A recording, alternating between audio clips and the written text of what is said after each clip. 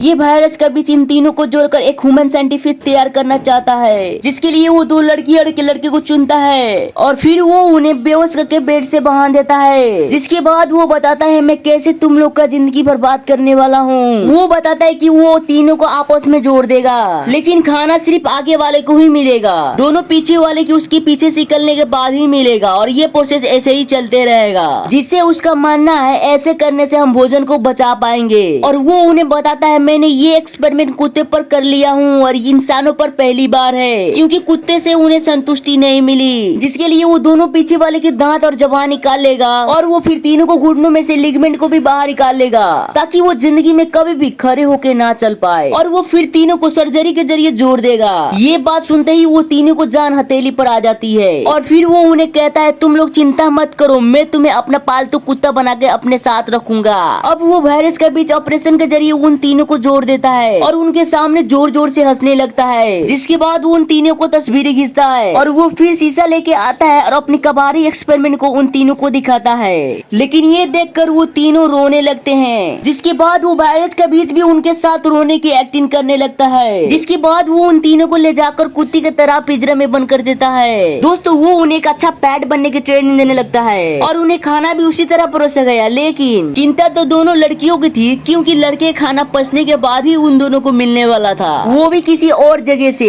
लेकिन तभी वो लड़का उसकी पेट में कील चुबो देता है, जिसे वायरस का गुस्सा 7वें आसमान में पहुंच जाता है और वो उसके मुंह पर लात मारने लगता है और फिर वो उसकी नाक में उंगली डाल के बोलता है बेटे मुझसे होशियारी मत करना, मरना तेरे पछवाड़ा ही नहीं रहेगा अगली बार। और इतना कहने के बाद वो खाना खाने चला जाता है और अगले दिन वो उन्हें बाहर लेके जाता है और अच्छे से चलने की ट्रेनिंग देने लगता है। लेकिन वो उन तीनों को बहुत तकलीफ हो रही थी। अब लड़की का बहुत ज्यादा प्रेशर बन जाता है, जिसे वो रोक नहीं पाता। लड़की उसे रोकने के लिए मारने लगती है, लेकिन उसे कंट्रोल करने के लिए लड़के के बस में नहीं था और वो अपना दाना पानी लड़की को ट्रांसफर कर देता है, वो भी किसी और जगह से। जिसके बाद वायरस उसे चेक करने के लिए लैब में लेके जाता है और फिर वो लड़के को चेक करने लगता है तो लड़का बिल्कुल ठीक था और उसके पीछे वाली लड़की भी एकदम सही थी। लेकिन जैसे ही वो आखिरी लड़की को चेक करता है तो देखता है उसका घाव अभी तक सूखा नहीं था, इसीलिए वो उसे बदलने का सोचता है। तभी उसके घर के बेल बजता है तो बाहर 2 पुलिस वाले आए थे, जो वो दोनों लड़कियों की खोने की जांच कर रहे थे। लेकिन अंदर आने के बाद उन दोनों को वायरस पर शक होने लगता है, इसलिए वो घर की जांच करने के सोचते हैं। लेकिन वायरस उसे ये कह के मना कर देता है तुम्हारे पास कोई अभी जांच करने के लिए वारंट नहीं है, और वो उन्हें बाहर भेज देता है। और फिर वो अपनी साइंटिफिक के पास आता है, तभी वो लड़का चाकू उठाकर उसकी पैर में चुबो देता है, जिससे वायरस तिलबिलाकर नीचे गिर जाता है। जिसके बाद वो लड़का जल्दी से उसके गले को नोच लेता है और उसे अधमरा कर देता है और वो फिर तीनों वहाँ से जाने लगते हैं। लेकिन ये इनके लिए इतना भी आसान नहीं था, क्योंकि आगे उन्हें सीढ़ियों पर चढ़ना था